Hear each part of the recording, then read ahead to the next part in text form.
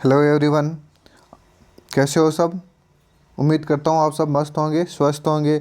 और आज फिर एक नई जानकारी के साथ जुड़े हैं अपन। 3 दिसंबर 3 दिसंबर 2020 को जो फर्स्ट शिफ्ट में दिल्ली पुलिस का पेपर हुआ था उसका सॉल्यूशन करेंगे। तो उससे पहले अपन देख लेते हैं दिल्ली पुलिस का जो एग्ज़ाम का पैटर्न है वो कैसे कैसे रहता है। तो मैं हर वीडियो में बताता हूँ ये, क्योंकि आपकी रणनीति ही आपको सफल बनाएगी। तो रणनीति में 100 क्वेश्चन दिल्ली पुलिस में आते हैं और नेगेटिव मार्किंग है इसमें। तो 100 में से 50 तो आते हैं जीके के, यानी जीके जीएस। फिर 25 आते हैं रीजनिंग के, फिर 15 आते हैं मैथमेटिक्स के, और फिर 10 आते हैं कंप्यूटर के। ऐसे करके इसका सिलेबस है। और जीके जीएस में सबसे ज़्यादा यानी वेटेज है वो करंट अफेयर का। 15 क्वेश्चन करंट अफेयर के आते हैं और 6 से 7 क्वेश्चन आपको पॉलिटी की देखने मिलेगा या भारतीय संविधान के। और बाकी जीके जीएस जो इंडियन हिस्ट्री, जियोग्राफी और वर्ल्ड हिस्ट्री, जियोग्राफी कुछ भी नहीं आता, वो आपको बिल्कुल नहीं पढ़ना है। फिर है रीजनिंग।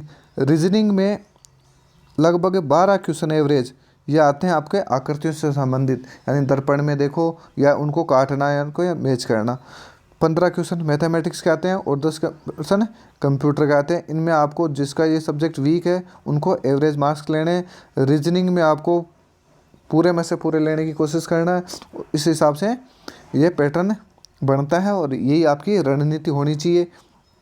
और दूसरी बात बता दूं आपको कि इसमें जो पिछली वो जो भर्ती है 2020 की, उसकी कट ऑफ गई थी 72, जनरल की 72, ओबीसी की 68, ये नॉर्मलाइजेशन होने के बाद।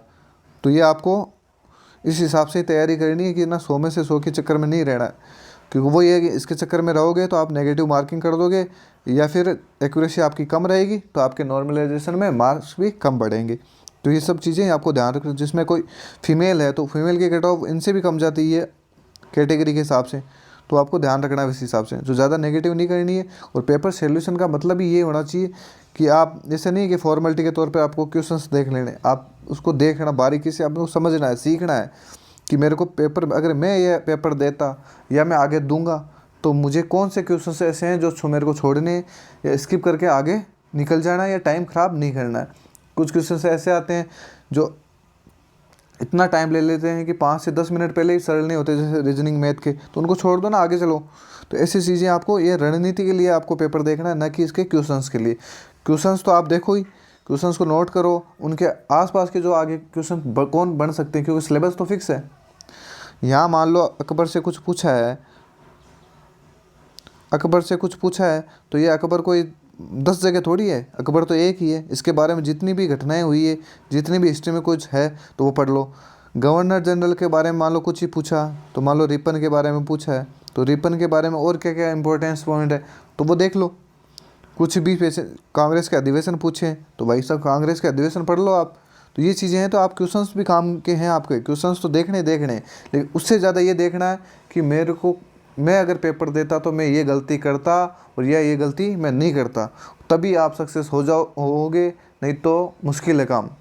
क्योंकि आपको रणनीति ज़रूर बनानी पड़ेगी, कोई नहीं बनाएगा ये, मैं भी नहीं बना सकता, सबके लिए मैं थोड़ी बना सकता हूँ, क्योंकि सबका अलग माइंड है, सबके पढ़ने के स्लॉट अलग होते हैं। तो ये पेपर देखने का यही है। और 1 से लेकर 100 तक क्वेश्चन आपको देखने, अरे वो देखेगा भी, जिसको लगना है वो देखेगा भी। कई ये भी होते हैं 10 क्वेश्चन यहाँ से देख लिए, फिर दूसरे चैनल पे गए, 10 वहाँ देख लिए शुरू से लेके, कोई फ़ायदा नहीं है, एक जगह टिक जाओ। मैं नहीं बोल रहा कि आप मेरे ही चैनल देखो, मेरे ही वीडियो देखो, कहीं भी देखो, लेकिन वहाँ पूरी शिद्दत से और ईमानदारी से देखो और उन्हीं को देखो। ये नहीं हेलीकॉप्टर की तरह इधर 2 मिनट यहाँ ठीक है, 2 मिनट यहाँ ठीक है, 2 मिनट यहाँ ठीक है, ये सब चीज़ें नहीं करनी अगर आपको नौकरी लगनी है तो। क्योंकि ये चीज़ें हमने देखी है। जब मेरा खुद का अनुभव यही है कि मैंने कैसे एग्ज़ाम्स क्रैक किए हैं। मैं अब ऑफलाइन में पढ़ाता हूँ तो मैं किस तरीके से पढ़ाता हूँ और मैंने खुद ने कैसे पढ़ी है। और जो ऑफलाइन में भी लड़कों की यही कंडीशन है, 4 दिन यहाँ टिके, 4 दिन यहाँ टिके, ढंग से कुछ पढ़ना नहीं है। जो ढंग से पढ़ेगा वो चीज़ें वो आसानी से समझ जाएगा और वो नौकरी लग भी जाएगा। तो टाइम ख़राब नहीं करना है, तो पहला क्वेश्चन देखना है और ईमानदारी से मेहनत करो, अपने मम्मी पापा के सपने साकार करो।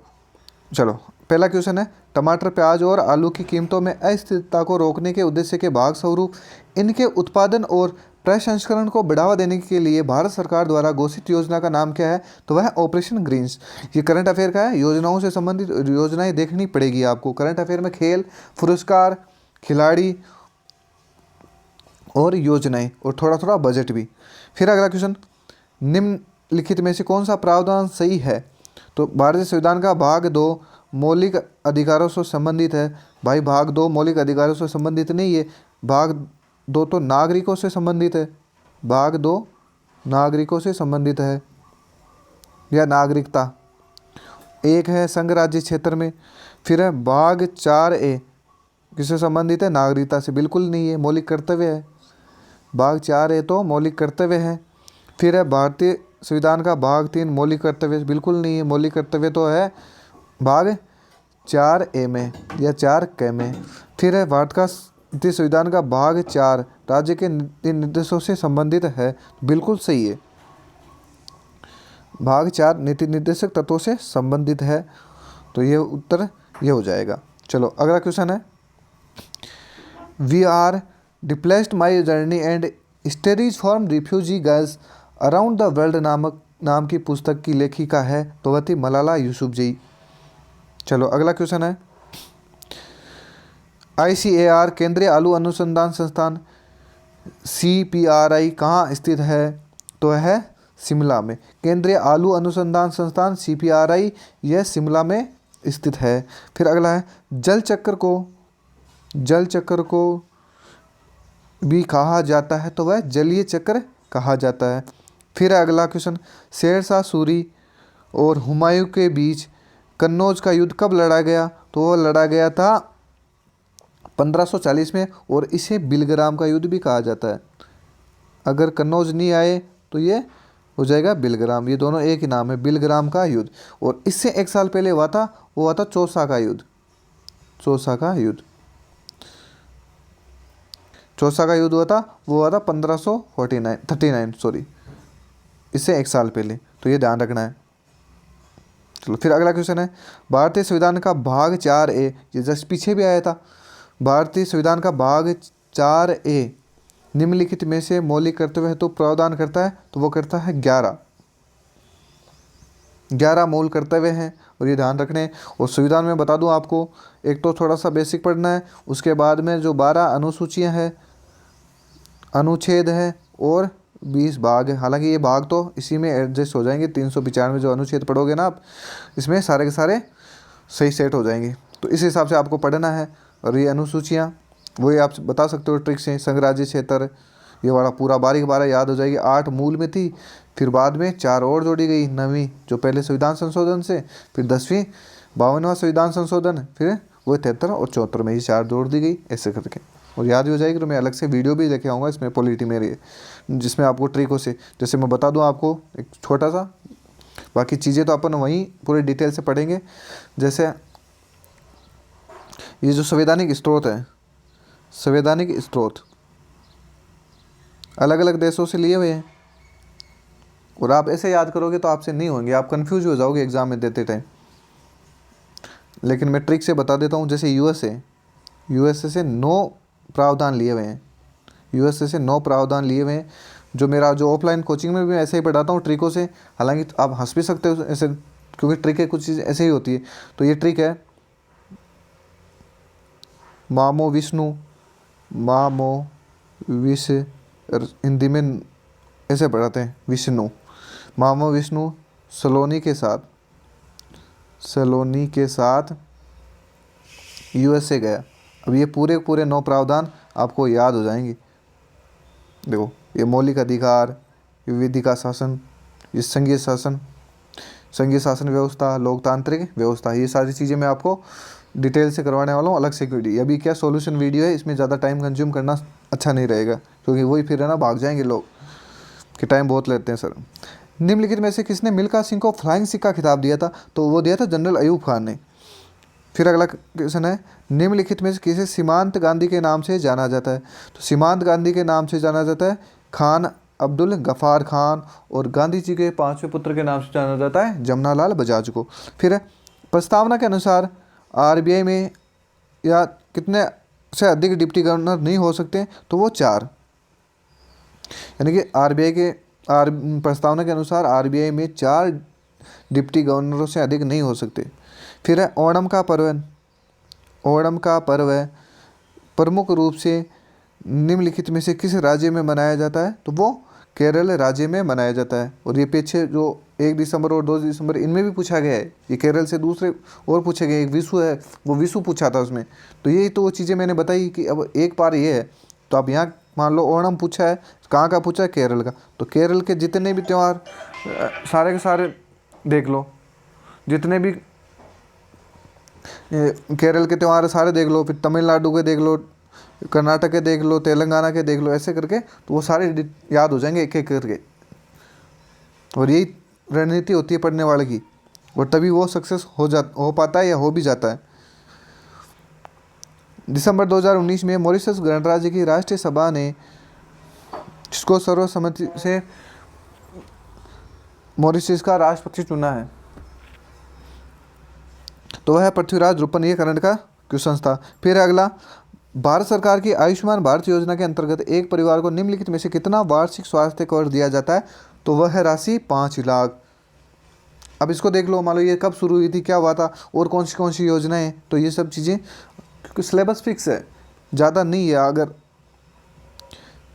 फिर अगला क्वेश्चन है, संगीतकार तुलसीदास बोरकर का संबंध निम्नलिखित में से किस वाद्य यंत्र से है? तो वह है हारमोनियम से। अब ये क्वेश्चन मान लो आपको नहीं आ रहा है, तो क्यों इस पे माथापड़ी कर रहे हो भाई? अगर नहीं आता है तो छोड़ दो। ये तो है नहीं कि सारे के सारे नहीं आएंगे, अगर ईमानदारी से तैयारी करोगे तो आ जाएंगे। 50 में से आप 30 कर लो, 35 कर लो, 15 को छोड़ दो, क्या दिक्कत है? रीजनिंग आपको मान लो 25 में से 20 आ रही है, 18 आ रही है, मान लो 20 आ रही तो 20 कर लो। मैथ है, नहीं आती कहीं कि मैथ वीक है, 5 आ रहे तो 5 ही कर लो। और पहली बात तो ये बता दूँ, लाभ हानि, प्रतिशत और अनुपात समानुपात, ये 3 टॉपिक अच्छे से कर लोगे ना, तो 5 से 6 या 6 से 7 क्वेश्चन तो यहाँ से सही हो जाएंगे। और 2 से 3 क्वेश्चन तो ऐसे है नॉर्मल भी आते हैं, तो आपका स्कोर बैठ जाएगा एवरेज। 50% बैठेगा तो भी ठीक है। कंप्यूटर में फिर वही 5 ले लो 10 में से, तो फिर भी यहाँ 40 तो ये हो गए, 20 ये 60 हो गए, और यहाँ 66 तो ऐसे नॉर्मल हो गए, कम भी 60 भी हो जाएंगे। और नॉर्मलाइजेशन में एक्यूरेसी अच्छी है तो ये बढ़ के आपके पहुंच जाएंगे 75 के आसपास, और इतनी कट ऑफ थोड़ी ना जाती है। तो ये सब चीज़ें आपको ध्यान में रखनी है। और मैं ये भी नहीं बोल रहा कि आपको स्कोर कम करना है, खूब करना है, मैक्सिमम करना है, लेकिन ये नहीं करना कि मैं 97 अटैम्प्ट करूँ और वो कटा के नेगेटिव होके 49 पे आ जाऊँ, 49 पे आऊँ और फिर नॉर्मलाइजेशन होने के बाद भी बढ़ भी जाए, और बढ़ा के अपने कट ऑफ में 3 नंबर कम रह गया, आलो सर हो गए बाहर। तो ऐसा काम नहीं करना है। तो खुद से ही सोचना है, खुद को ही पता होता है कि मैं कितनी तैयारी मेरी अच्छी है, कौन सा सब्जेक्ट मेरा वीक है, कौन सा स्ट्रॉन्ग है। तो स्ट्रॉन्ग को स्ट्रॉन्ग करो, वीक को मीडियम रखो। फिर अगला क्वेश्चन, आदिल शाह का मकबरा गोल गुम्बज किस राज्य में स्थित है? तो वह कर्नाटक में स्थित है। और यही क्वेश्चन है ना 2 दिन पहले वाली जो 1 तारीख की 3rd शिफ्ट है उसमें भी ये पूछा है। फिर अगला क्वेश्चन, मार्गरेट एटवुड और किसको संयुक्त रूप से 2019 के बुकर पुरस्कार का विजेता है? ये बुकर पुरस्कार, ऑस्कर और बुकर, ये बुकर तो हर शिफ्ट में पूछा जा रहा है। तो यह बर्नार्डिन एवरिस्टो। फिर अगला क्वेश्चन, भारतीय संविधान का निम्नलिखित में से कौन सा अनुच्छेद राष्ट्रपति पर महाभियोग हेतु प्रक्रिया का प्रावधान करता है? तो वह है अनुच्छेद 61। अब वही क्वेश्चन आ जाता है कि राष्ट्रपति पर महाभियोग की प्रक्रिया का प्रावधान कहाँ से लिया गया है?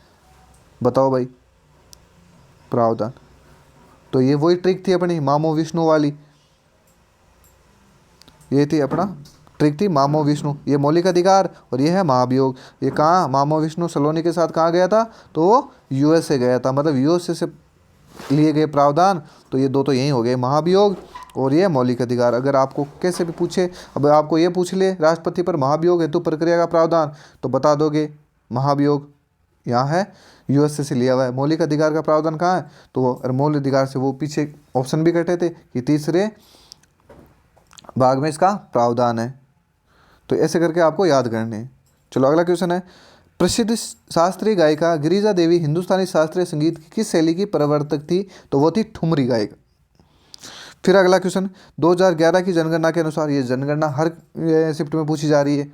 2011 की जनगणना के आंकड़ों के निष्कर्ष के अनुसार केरल में प्रति 1000 पुरुषों पर 1084 महिलाओं के साथ लिंगानुपात सर्वाधिक है, जबकि 1000 पुरुषों पर मात्र 877 महिलाओं के साथ लिंगानुपात भारत में सबसे कम है, तो वो हरियाणा का। यानी कि लिंगानुपात सबसे ज़्यादा कहाँ का है, तो वो है केरल का, और सबसे कम है तो वो हरियाणा का है। और भारत का कुल लिंगानुपात पूछे तो वो भी ध्यान रखना है, और वो भी आपको बताना है, ये पढ़ना है।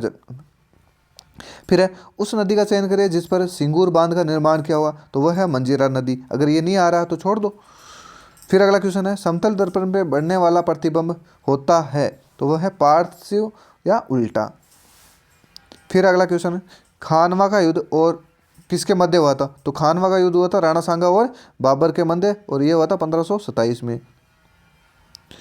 चलो अगला क्वेश्चन है, जुलाई 2020 के अनुसार भारत सरकार ने निम्नलिखित में से किस वर्ष तक किसानों की आय दोगुनी करने के लक्ष्य निर्धारित किए, तो वह है 2024 तक।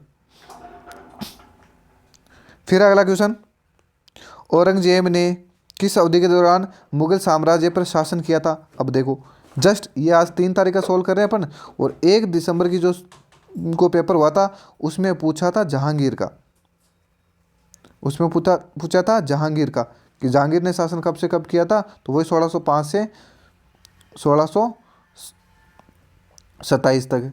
तो ये सबको ध्यान रखने हैं बारी बारी से। पहले कौन आया था, तो वही है बहुअज शाहो, यानी बाबर, हुमायूं, अकबर, जहांगीर, शाहजहां और औरंगजेब। और ऐसे करके इनको याद करने, लिख लिख के याद हो जाएगा ये, क्योंकि क्वेश्चन वही है, फिक्स है सिलेबस, उन्हीं में से पूछा जाता है। अभी ये पूछ रहा है तो आगे शाहजहां का पूछ लेगा, फिर अकबर का पूछ लेगा, कहीं बाबर का पूछेगा, फिर ये। फिर है, खेल से आ गया वापस 2020 का ऑस्ट्रेलियन ओपन, ये हर एग्जाम में इंपॉर्टेंट है। 4 ओपन होते हैं साल में, चारों ओपन आपको ढंग से देखने हैं। पुरुष का एकल देखना है, महिला एकल देखना है, पुरुष युगल देखना है, महिला युगल देखना है, तो ये सारे। फिर अगला क्वेश्चन, मानव नेत्र के संबंध में निम्नलिखित में से कौन सा कथन सही है, तो वह नेत्र का लेंस रेटिना पर प्रकाश केंद्रित करता है, ये वाला कथन सही है। फिर है, भारत में बीज फसल बीमा की शुरुआत हुई थी, तो वो हुई थी 1999-2000 में। फिर अगला क्वेश्चन, भारतीय संविधान का निम्नलिखित में से कौन सा अनुच्छेद प्रशासनिक न्यायाधिकरणों से संबंधित है, तो वह आर्टिकल 323A और आर्टिकल 315 से लेकर 323 तक है, वह लोक सेवा आयोग का प्रावधान इसमें। चलो अगला क्वेश्चन है, 1905 में सर्वेंट्स ऑफ इंडिया सोसाइटी की स्थापना किसने की थी, गोपाल कृष्ण गोखले ने की थी। और ये गोपाल कृष्ण गोखले जी महात्मा गांधी के आध्यात्मिक और राजनीतिक गुरु थे। चलो अगला क्वेश्चन है, भारत में निम्नलिखित में से किस बंदरगाह का नया नामकरण करते हुए दीनदयाल बंदरगाह नाम रखा गया है, तो है कांडला बंदरगाह, और ये गुजरात में।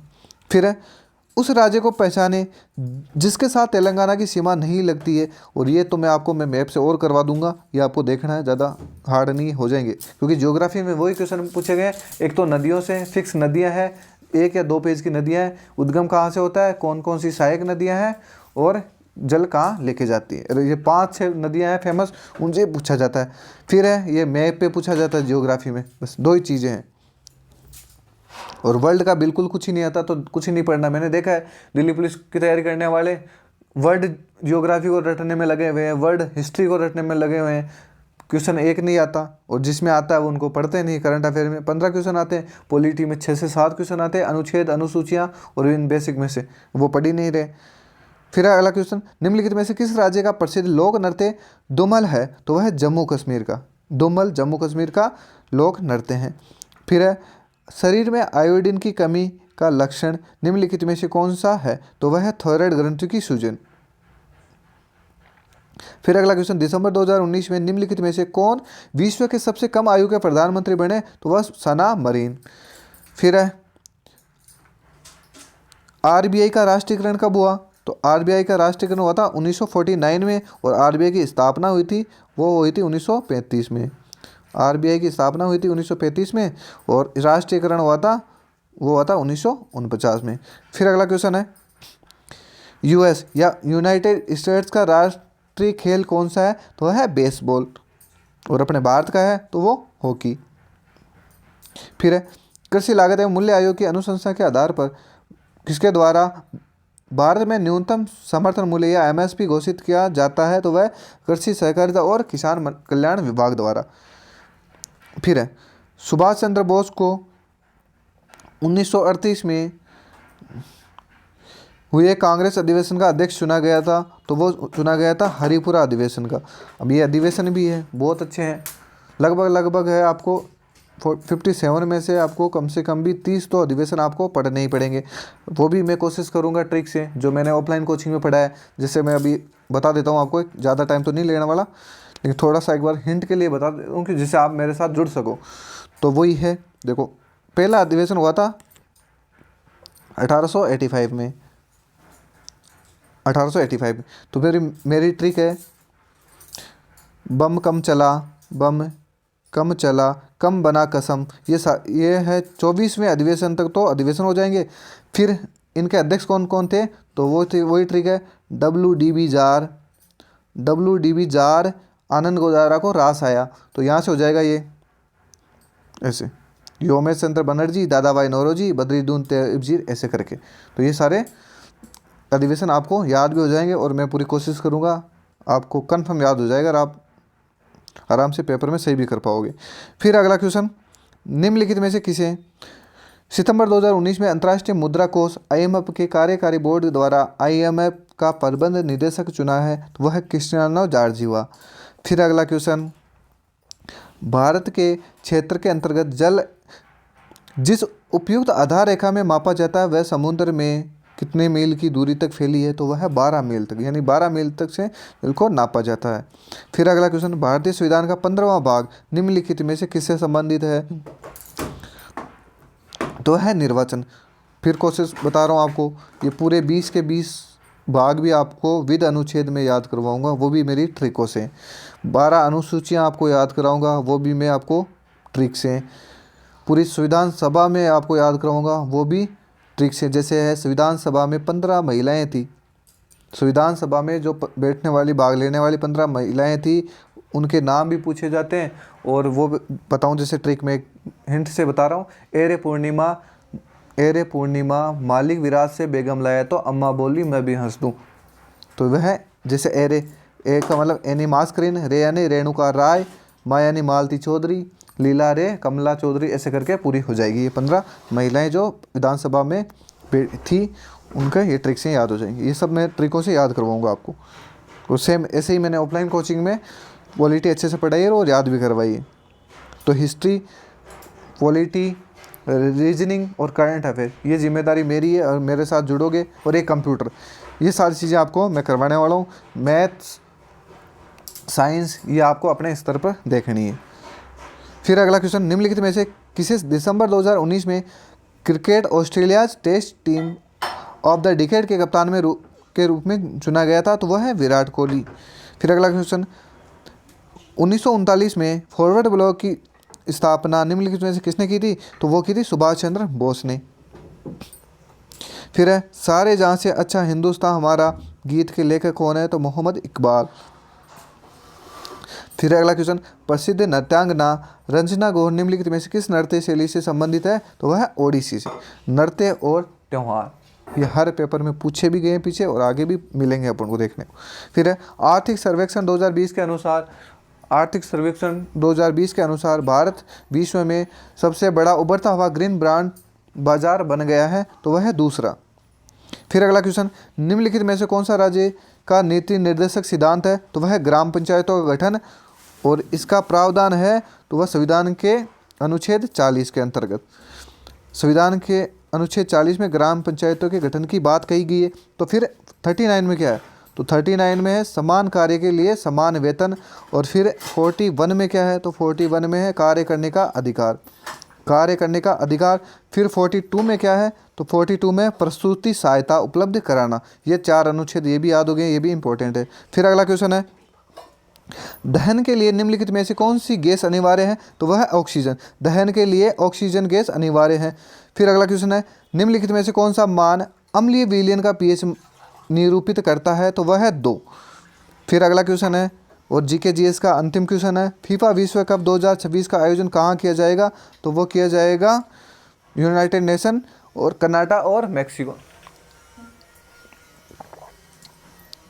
फिर अपन देखते हैं रीजनिंग की।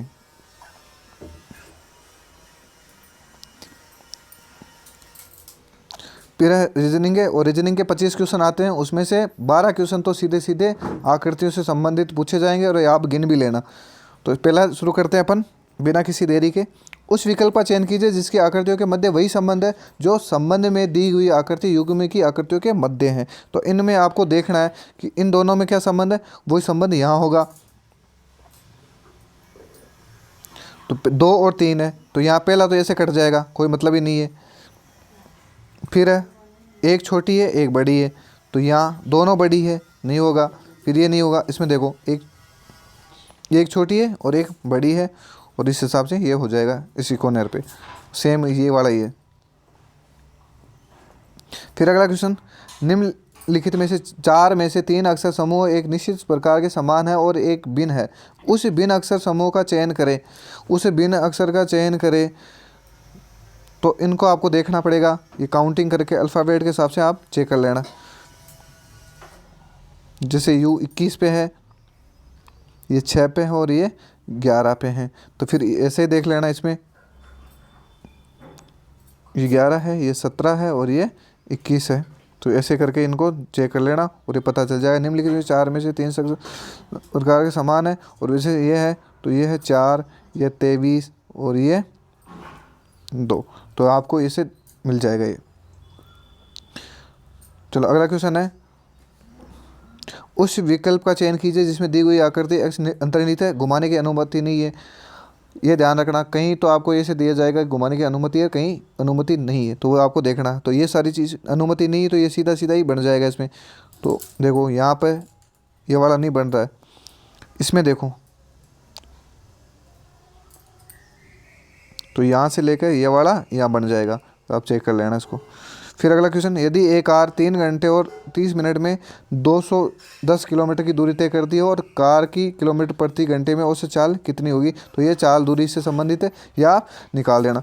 फिर दिए गए समीकरण को सही हल करने के लिए किन 2 संख्याओं का परस्पर बदला जाना चाहिए? तो ये बोर्ड मास से रिलेटेड है और ये आप कर भी सकते हो। वैसे एक बार बता दूँ मैं आपको, तो ये इसमें टाइम लगेगा, लेकिन तो ये आपको ये चिन्ह बदल के देखने और निकल भी जाएगा, हो जाएगा ये।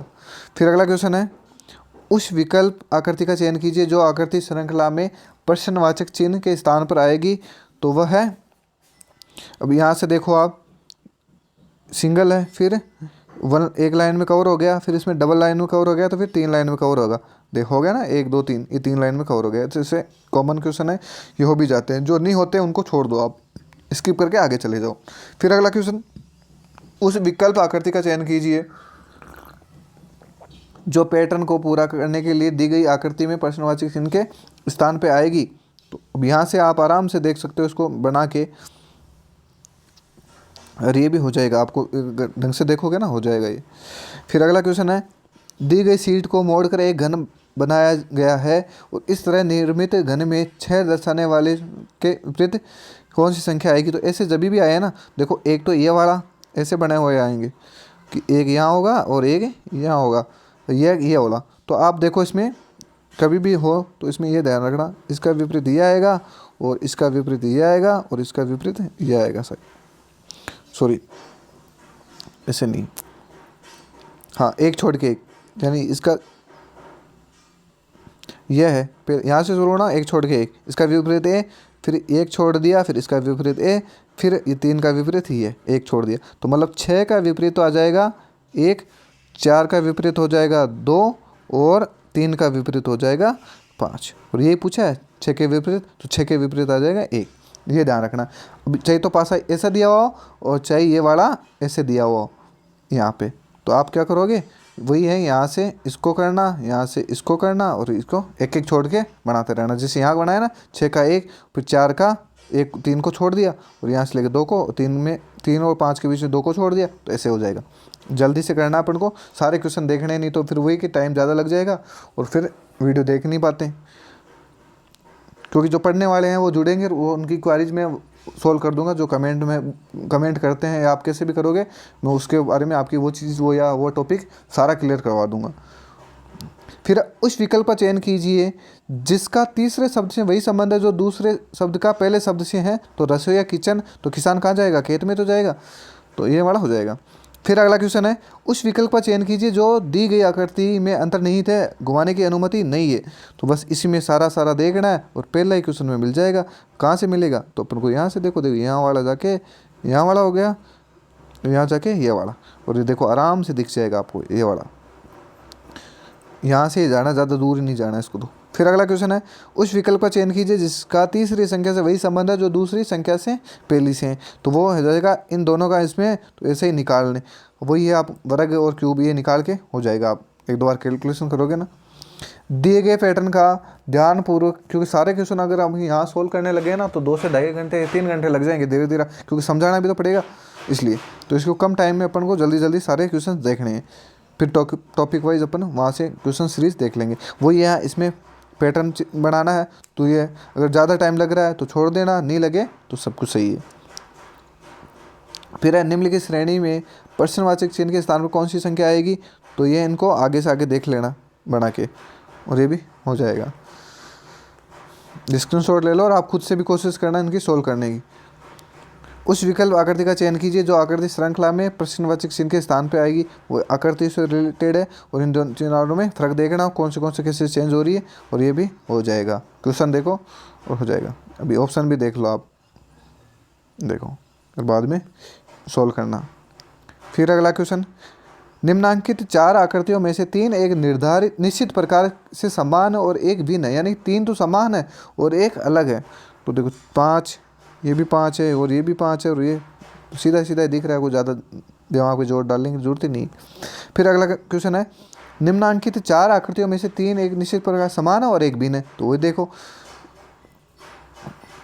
एक साइड जा रहे हैं और ये भी एक साइड जा रहे हैं, मतलब ये वाली है 2 नंबर वाली, ये गलत है क्योंकि दो एक साथ दिख रहा है आपको, दोनों के मुँह एक साइड है, ये ऊपर की तरफ दिख रही है और इस साइड वाले दिख रही है, तो ये हो जाएगा। फिर अगला क्वेश्चन, उस विकल्प आकृति का चयन कीजिए जो पैटर्न को पूरा करने के लिए दी गई आकृति में प्रश्नवाचक चिन्ह के स्थान पर आएगी। तो वो आप सेट करके देख लेना, क्योंकि ये वाला देखो पहला ही ऑप्शन है, चलो ये वाला है पहले, तो दोनों यही बैठ गया। दूसरा देखेंगे तो यहाँ एक और लाइन होनी चाहिए थी, ये तो नहीं होगा, तो यहाँ है सीधा ये वाला यहाँ बैठ रहा है और ये यहाँ ऑलरेडी है ही, तो ये हो जाएगा। फिर अगला क्वेश्चन है, उस विकल्प का चयन कीजिए जिसका तीसरी आकृति से वही संबंध है जो दूसरी का पहली से, मतलब इन दोनों का संबंध, तो इसी संबंध पे इसको देखना है, तो ये भी हो जाएगी। जो क्वेश्चन देख लो एक बार, आप प्रैक्टिस करना। और मैं ये बोल रहा हूँ, ये आकृति वाले क्वेश्चन आपको बुक्स से करने पड़ेंगे, डेली कर लो, टारगेट बना लो, आपको 20 आकृतियाँ सोल्व करनी है, क्योंकि पेपर में आपको कम से कम 10 से 12 तो आकृतियों के क्वेश्चन मिलेंगे। टारगेट कर लो आप मिनिमम 20, वो डेली करनी है। तो आप लगभग 14 नवंबर से पेपर शुरू होगा, तो उस टाइम तक आप इतनी प्रैक्टिस कर जाओगे कि यहाँ देखते आपको दिमाग में क्या लॉजिक लगाना सीख जाओगे, उसमें ही लॉजिक का ही खेल है। फिर अगला क्वेश्चन है, फिर देखो आकृतियों का ये कागज़ काटना मोड़ना है, और ये काट के देखोगे ना तो आ जाएगा। अब ये है, तो अब जो भी खुलेगा ना उसका मुंह है ना, इसका ऊपर जा रहा है ना ऊपर वाले का, तो बाकी नीचे वाला का नीचे जाएगा। तो ये देख लो पहले, बाकी इनमें आप देख सकते हो आराम से। फिर अगला क्वेश्चन है, एक कूट भाषा में कहा जाता है तो फ्रूट को कैसे लिखा जाएगा, वही है। तो पी को कैसे लिखता है, PQRST, तो P 16 पे और यहाँ T कितने पे आता है 20 पे, और V L 12, फिर O 15। इस हिसाब से 2-3 करके दिखा देता हूँ मैं। U फिर 21 है और यहाँ P 16 पे, तो ऐसे करके इनको करना। तो सेम ऐसे कैसे यहाँ हो जाएगा, और इसी हिसाब से फिर आपको कैलकुलेट करना है, ये हो जाएगा। कोडिंग डिकोडिंग का है, बाकी मैं चीज़ें आपको फिक्स लेके आऊँगा ना तो उसमें बता दूंगा, क्योंकि अभी टाइम का थोड़ा सा इश्यू है। यदि दर्पण को PQ पर रखा जाए तो इस संयोजन के लिए दर्पण में निर्मित सही होगा। तो ये मैंने पिछले वीडियो में बताया, जब दर्पण आ जाए और दर्पण का बात पूछे और दर्पण यहाँ लगाओ या यहाँ लगाओ या कहीं लगा नहीं हुआ हो और प्रतिबिंब पूछे, दर्पण का नाम दिया हुआ हो, तो अपन इस लोड को लेके यहाँ आ जाएंगे, यानी इस साइड घुमा देंगे। अगर दर्पण का ही पूछे और दर्पण यहाँ लगे हुए हों या नीचे लगे हुए हों, तो प्रतिबिंब की तरह ही देखना है। यानी जल में तो अपन सीधा यहाँ से लेके यहाँ कर देते, नीचे घुमा देते हैं, और दर्पण में साइड में करते हैं, बस ये ध्यान रखना है। अब ये हो जाएगा। आप बना के है ना किसी एक पेज पे उसको उलट दिया करो, नीचे की तरफ करना है तब तो जल पर करना है, और दर्पण पर करना है तो उसको साइड में घुमाना है। तो ये ध्यान रखना, ये हो जाएगा। फिर एक ही पासे के 3 पलक भिन्न भिन्न दर्शाई गई है, तो 6 पलकों पे 1 से 6 तक की संख्या अंकित है। ए दर्शाने वाले पृष्ठ के विपरीत कौन सी होगी, तो ये देख लेना। जिसमें 2 कॉमन आ रहे हैं तो वो देखो 4 2 6, 4 2 6, तो ये वाला है। तो यहाँ देख लो, लगभग मैं यहाँ से कर लेता हूँ, 3 के विपरीत 3 के, फिर 3 के बाद में 1 और यहाँ है 2, सॉरी 3 के बाद में 6 और यहाँ है 5, फिर यहाँ 3 के बाद में 1, तो ये है। तो 1 के विपरीत तो आ गया ना, 1 के विपरीत 6, तो ये वाला आंसर हो जाएगा। कॉमन लेना, देखो मैं वापस बता दूं एक बार थोड़ा सा, ये वाले तो क्वेश्चन सही भी है और ये पूछे भी जाते हैं। तो आपको क्या पूछा, 1 के विपरीत, तो आप देखो पहले तो इसको छोड़ दो, इन दोनों में देखो कॉमन क्या है, तो कॉमन 3 है, तो 3 के नीचे 3। फिर यहाँ देखो 3 के बाद में क्या आ रहा है, घुमाने के बाद, तो 3 के बाद में 6 आ रहा है, 6 के बाद में क्या आ रहा है, तो 5 आ रहा है, ठीक है। फिर इस पासे के पास हो, इसमें 3 है ही कॉमन, 3 के बाद में क्या आ रहा है, 3 के बाद में 1 आ रहा है, फिर 1 के बाद में क्या आएगा, 2, तो मतलब 5 के विपरीत तो है 2, 6 के विपरीत 1 और 3 तो है ही ऑलरेडी, 4 यहाँ आया नहीं है, तो मतलब 3 के विपरीत 4 हो जाएगा, 6 के विपरीत 1 और 5 के विपरीत 2 हो जाएगा, और ऐसे करके ये सोल्व हो जाएगा। फिर अगला क्वेश्चन, वर्गों के उस समुच्चय का चयन कीजिए जिसके मध्य के संबंध को दिए गए व्यय नारिक को द्वारा सर्वश्रेष्ठ चित्रण किया है। अब बताओ, दाल, काला चना और जड़, कोई लेना देना नहीं है भाई। डॉक्टर, नर्स, इंजीनियर, भाई डॉक्टर, नर्स और ये इंजीनियर तो खेल ही अलग हो गया, ये अलग हो गया, तीनों अलग हो गए हैं। तो फिर है मुद्रा, रुपया, चीन, भाई मुद्रा में तो रुपया आ सकता था लेकिन चीन का कोई लेना देना नहीं। फिर है, फिर काम और बन रहा है यहाँ, मनुष्य, मनुष्य में पुरुष, पुरुष में लड़का, और ये बन रहा है ना सेम, ऐसे करके पढ़ाने। फिर अगला क्वेश्चन है, निम्नलिखित व्यय आरेख में समचतुर्भुज चालकों को वर्ग सरकारी कर्मचारी, ये आपको देखना है और गिनने हैं। व्रत को मधुमेह रोग, ये वाला कितने मधुमेह रोगी है जो न तो सरकारी कर्मचारी और नहीं चालक, मतलब चालक ये नहीं है, तो आपको मधुमेह रोग देखना है। तो मधुमेह रोगियों को व्रत कहा गया है, तो व्रत कहा गया है, तो यहाँ व्रत देखो, व्रत ये है, तो भाई देखो ये है 7 है, व्रत में तो है लेकिन ये इसमें भी है, मतलब ये 30 है, ये अकेला व्रत में है, तो मधुमेह रोगी को दर्शाता है। और ये पूछा क्या है, इसने पूछा यही है कि कितने हैं, तो जो ऐसे कितने मधुमेह रोगी है जो न तो सरकारी कर्मचारी नहीं चालक, तो मतलब 30, तो ये उत्तर हो जाएगा 30। फिर अगला क्वेश्चन है, निम्नलिखित में से प्रश्नवाचक चिन्ह के स्थान पर कौन सी संख्या आएगी, तो ये आपको कैलकुलेट करना है क्योंकि इसमें टाइम बहुत लगता है। कुछ क्वेश्चन ऐसे हैं जो कुछ सेकंडों में हो जाते हैं, और वही अपन को पेपर करते टाइम भी यही ध्यान रखना है कि पहले राउंड में वो क्वेश्चन अटेम्प्ट करने हैं जो बहुत ही जल्दी सॉल्व होते हैं, क्योंकि जो टाइम लेके बैठ गए ये 10-10 मिनट 10 क्वेश्चनों पे लेके बैठ गए तो 100 मिनट तो यही हो जाएगी, 90-100 मिनट मिलती नहीं है। तो ये मैथ का रीजनिंग अपन ने सॉल्व कर ली, अब उस रीजनिंग में खुद से सोचना, सारे क्वेश्चन देखना, अब फिर अपने माइंड से पूछना, अपने दिल से पूछना और खुद से पूछना कि मैं इन 25 में आज मेरी क्या स्थिति है, मैं 5 कर रहा हूँ, मैं 16 कर रहा हूँ, मैं 20 कर रहा हूँ, या मैं 25 में से 25 मेरे सही हो रहे हैं, तो वही ध्यान रखना।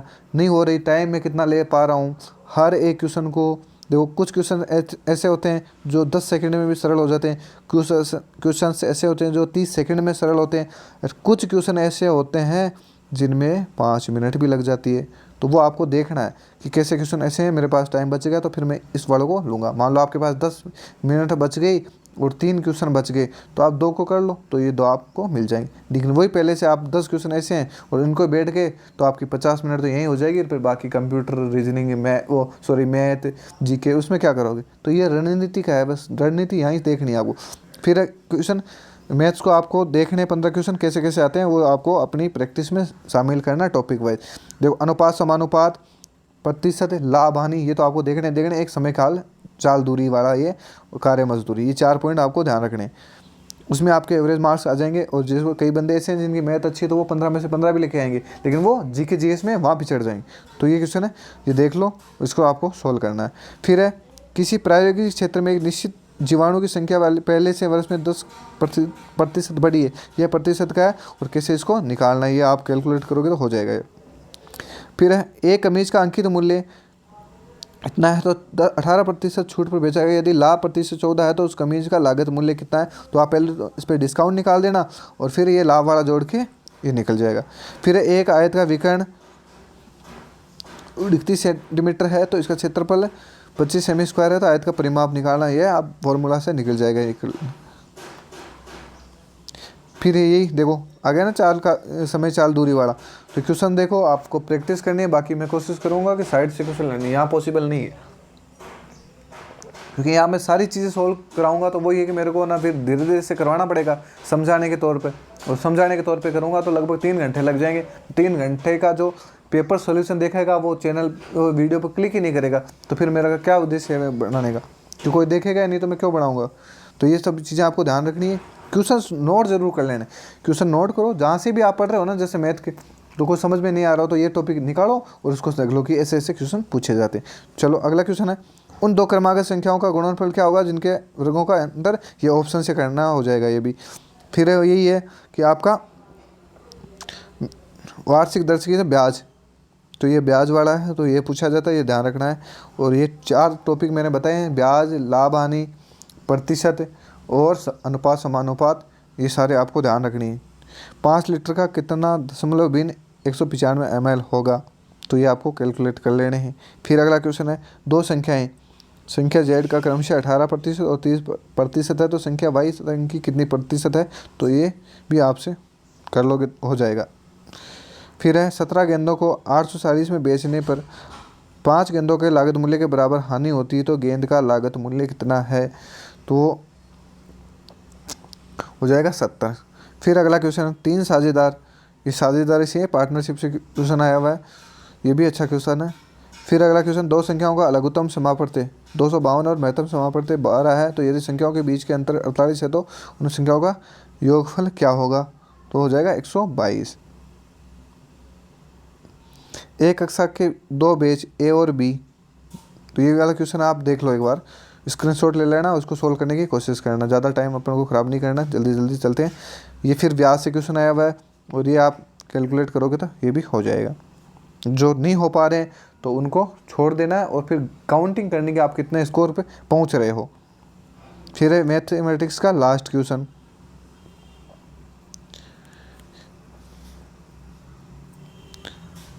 अब है शुरू करते हैं कंप्यूटर। कंप्यूटर में वही है 10 क्वेश्चन आते हैं और 10 में से आपको पासिंग मार्क्स तो करने ही पड़ेंगे, मतलब 5 से 6 क्वेश्चन तो आपको सही करने ही पड़ेंगे।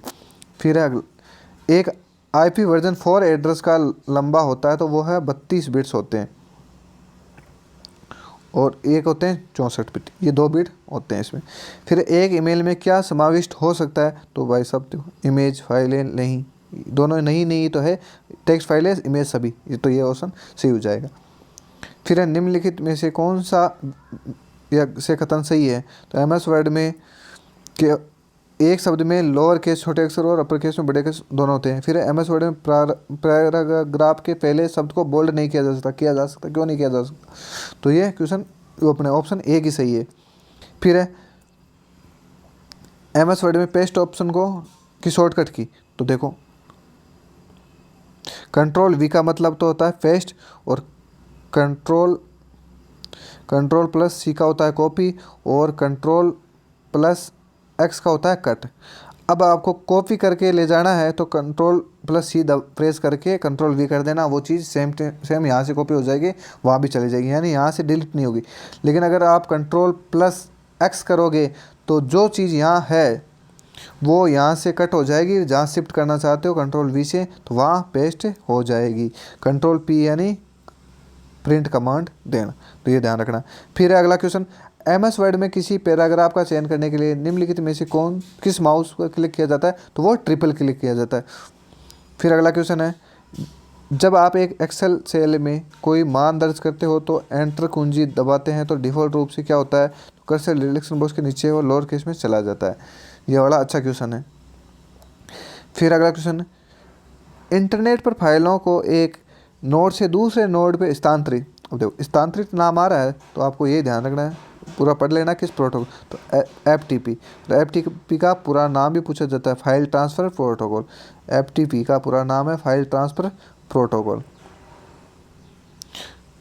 और ये POP, ये ईमेल से संबंधित है। चलो, अगर ये पिछला एग्जाम में POP के बारे में पूछा था, POP 3 कि POP 3 में 3 का मतलब क्या होता है, तो वो वर्जन होता है, संस्करण, मेथड वर्जन है। MS वर्ड में टेबल में पंक्तियों की कम से कम संख्या क्या हो सकती है, तो वो 1 हो सकती है। फिर ये है एक फॉर्मूला से क्वेश्चन आता है, अगर नहीं आ रहा तो छोड़ दो, आप नेगेटिव नहीं करना है। फिर है which the following components of worksheet display the address of selected, तो है नेम बॉक्स, यानी कि जो भी कंपोनेंट कहाँ दिखाई दे वर्कशीट में, तो वो नेम बॉक्स में दिखाई देंगे। तो ये ऐसे करके अपने दिल्ली पुलिस के 100 क्वेश्चंस देख लिए, जिसमें कुछ की मैंने व्याख्या भी करवाई, क्योंकि सारों की मैं करवाता तो बहुत टाइम लग जाता और ये पॉसिबल नहीं है, क्योंकि वो चीज़ें आपको मैं एक्स्ट्रा दूंगा। तो ये आपको ध्यान रखना। अब इसमें से आपको खुद को देखना कि आप अभी क्या स्थिति है आपकी, और आने वाले समय में आप अपना 4 महीने की जो रणनीति है उसको कैसे तैयार करेंगे, कैसे सेट करेंगे, जिससे आपका दिल्ली पुलिस का एग्ज़ाम क्रैक हो जाए। तो वीडियो देखने के लिए धन्यवाद, क्योंकि अंत तक वही देखता है जिसे कुछ करना होता है, नहीं बाकी ऐसे हवाबाजी करने वाले तो 2 या 3 मिनट 4 मिनट रुकते हैं फिर चले जाते हैं, क्योंकि पढ़ने में जोर आता है, ऐसे पढ़ाई थोड़ी होती है। तो जानकारी अच्छी लगी तो चैनल को सब्सक्राइब ज़रूर करना, और कोई भी क्वेरी हो आपकी तो आप कमेंट में ज़रूर करना, मैं आपकी वो सॉल्यूशन करूँगा। और जो भी टॉपिक आपको हार्ड लगता हो, देखो रीजनिंग मैं फिर बता देता हूँ, एक तो रीजनिंग, GK में कोई सा भी हो, करंट अफेयर और कंप्यूटर, इन 4 चीज़ों में अगर 4 पॉइंटों में आपको कुछ भी दिक्कत हो, कोई भी टॉपिक आपको याद नहीं हो रहा हो, पढ़ नहीं पा रहे हो, उसके बारे में वो मैं लेके आऊँगा, और वो मेरी गारंटी आपको याद भी हो जाएगा, चाहे मेरे को ट्रिक बनानी पड़े, चाहे वो कैसे ही हो। तो फिर एक बार पुनः धन्यवाद आपका, आपकी 45 मिनट देने के लिए।